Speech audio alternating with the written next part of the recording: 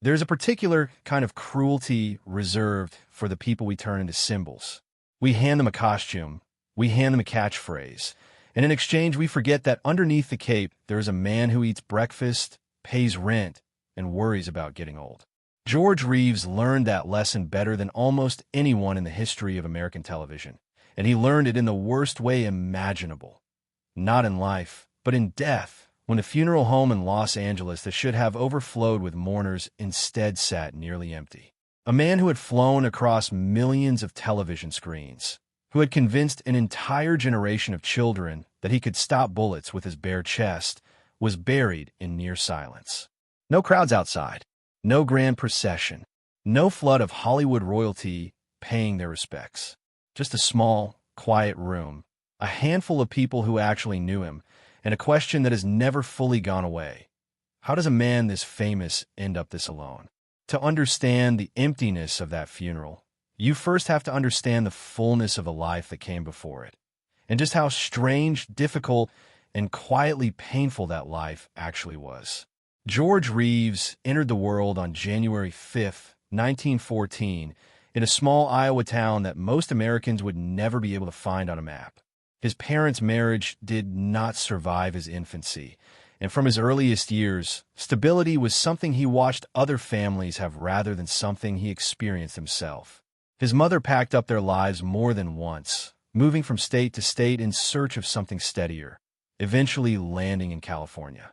When his mother remarried, young George took on a new surname through adoption, the second identity given to him before he had even reached his teenage years. But that marriage, too, fell apart, and what happened next left a permanent mark on him.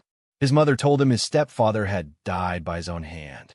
He carried that grief through his adolescence, allowed it to shape how he understood loss and abandonment. And then, years later, as a grown man already building a career in front of cameras, he discovered the truth. His stepfather had not died at all. He had simply left and lived on for years afterward. It is hard to overstate what a discovery like that can do to a person. It does not just rewrite a fact. It rewrites trust itself. A child who is told a comforting lie about death, only to learn as an adult that the lie was constructed for reasons he was never given, learns something darker than grief. He learns that the people closest to him will reshape reality rather than tell him the truth. That is not a wound that heals on a schedule. It is a wound that quietly follows a person into every relationship they build afterward, including, perhaps, the relationships that would one day surround his own death. What the young man found, almost by accident, was a stage. School plays, boxing matches, singing lessons. He tried on different versions of himself the way other teenagers try on different friend groups. Eventually, he found his way into a respected acting program in Pasadena, a place known for turning unknown young men and women into the next generation of Hollywood faces. There, he met a woman with an unusual background. She came from a family of circus performers, and the two married in 1940, beginning a partnership that would not survive the decade that followed. His first real brush with cinematic history came in 1939, when he landed a small role in what would become one of the most celebrated films ever made. He was not a star of that picture. He was barely a name most audiences would remember. But he was there, on screen, in a movie that would be studied and adored for the better part of a century. It was enough to get him noticed by a studio, and that studio decided his birth name did not have the right ring to it for a marquee.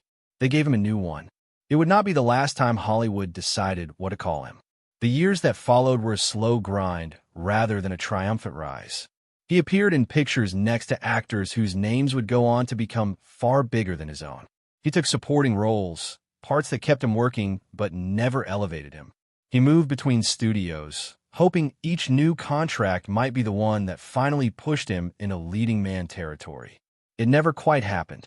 Then, just as he found a role that genuinely seemed to matter to him, a war drama that struck something personal in him, global events intervened, and he set his career aside entirely to join the war effort.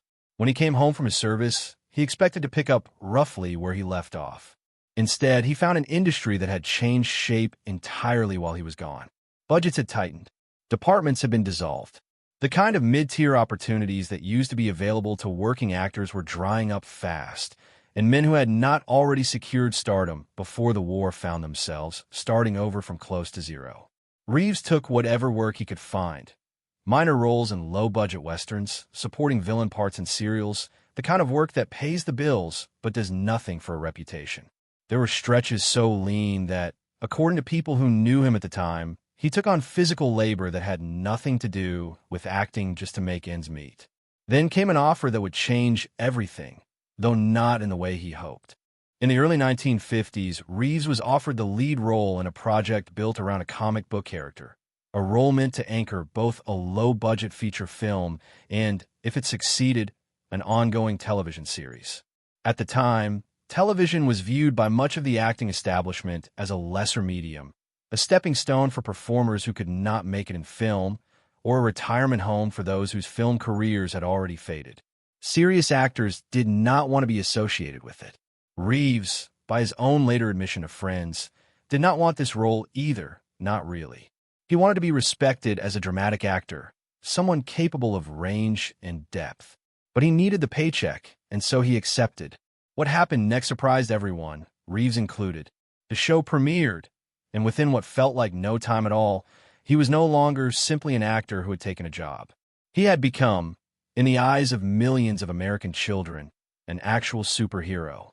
His calm voice, his steady presence, his warmth on camera. These qualities made the character feel real in a way that few other television performances of the era managed. Parents trusted him.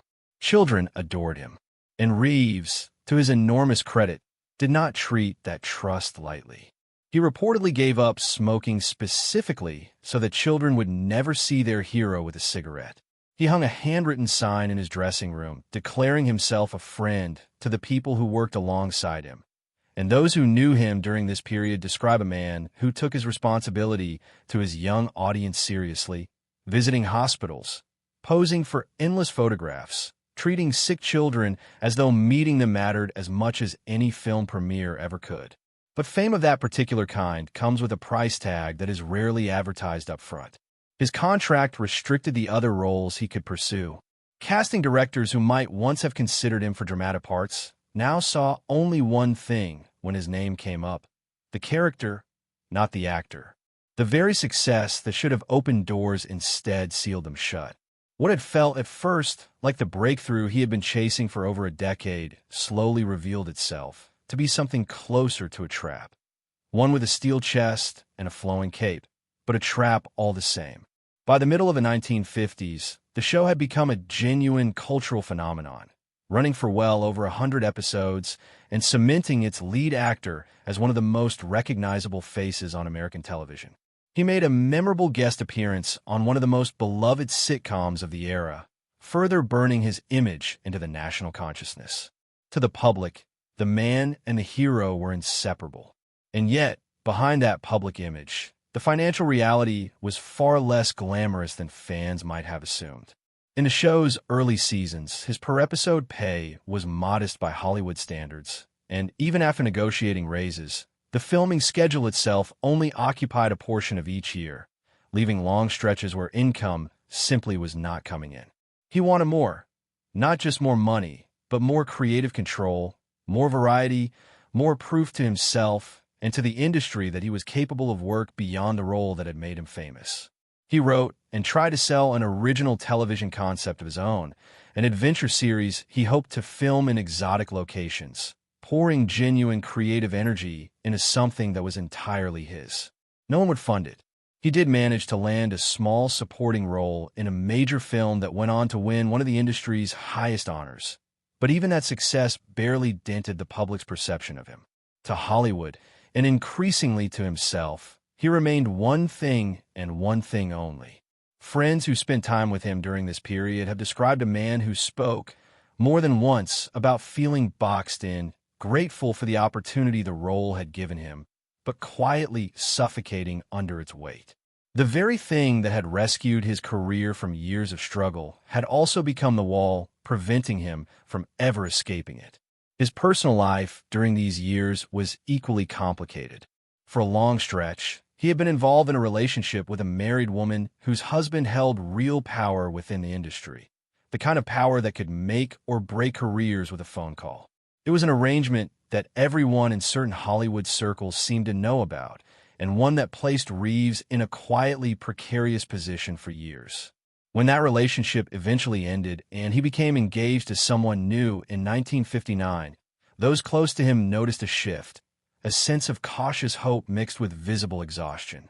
He was 45 years old, famous beyond almost anyone's expectations, and by most accounts, deeply tired. In the early hours of June 16, 1959, in a quiet canyon neighborhood in Los Angeles, the calm of the night was broken by the sound of a single gunshot from inside his home. He was found upstairs in his bedroom. He was 45 years old. The scene investigators encountered raised more questions than it answered. A handgun lay near him, wiped clean, no fingerprints to identify whose hand had last held it. There was a spent shell casing beneath his body, an additional mark in the ceiling that suggested more than one round may have been fired at some point that night, and further ammunition found elsewhere in the room. Yet the people downstairs, several of whom had been drinking with him earlier that evening, all reported hearing only a single shot. Earlier in the night, his fiancée and a group of friends had gathered at the house, the mood loud and unguarded. Reeves, tired, had gone upstairs to bed, only to come back down briefly to ask the group to quiet down before retreating to his room again. Minutes later, the gunshot rang out. According to statements later gathered by investigators, his fiancée had remarked to the others downstairs, in essence, that he was going up there and they should just wait, and that when the shot was heard, she said something to the effect of having known it would happen. Those comments, preserved in the official record, would go on to fuel decades of speculation about what really happened in that room. The official investigation moved with notable speed.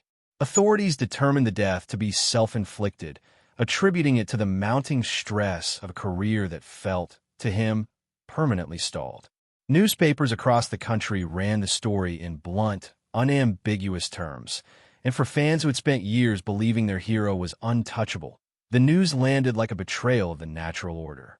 Superman was not supposed to die. Certainly not like this. But almost immediately, people close to the case noticed details that did not sit comfortably with a straightforward explanation. The absence of fingerprints on the weapon was difficult to square with a simple self-inflicted shooting. The delay before anyone called for help, nearly an hour, by most accounts, struck investigators and family alike as strange, especially given that several people were present in the house at the time. His mother refused to accept the official conclusion. Grief-stricken and unconvinced, she hired a well-known attorney and private investigators to dig further into what had happened to her son. A second, independent examination of his body turned up bruising that had not been adequately explained, though nothing emerged strong enough to formally overturn the original ruling. In the absence of certainty, theories multiplied.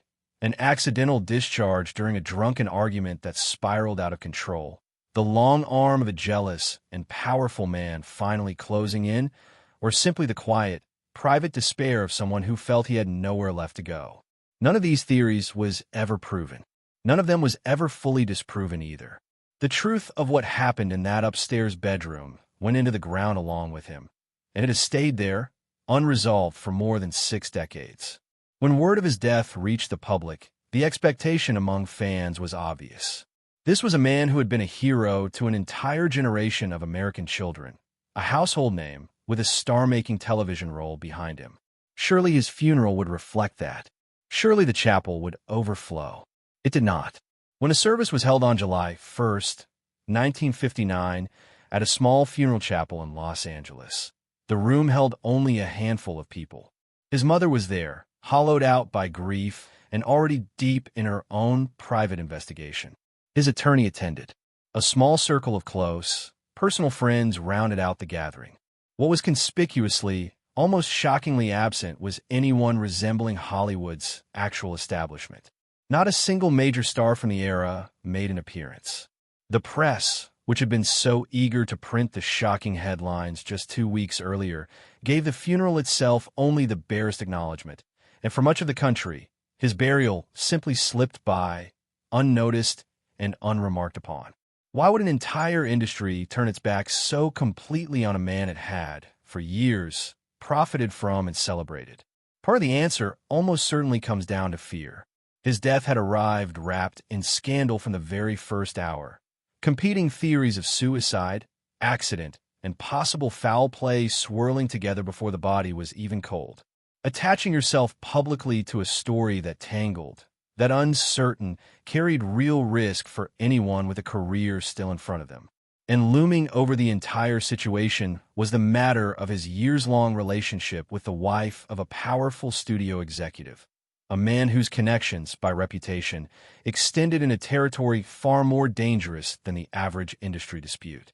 Choosing to publicly mourn George Reeves meant, for many in Hollywood, choosing to step into the middle of someone else's private war, one nobody wanted to be caught standing on the wrong side of.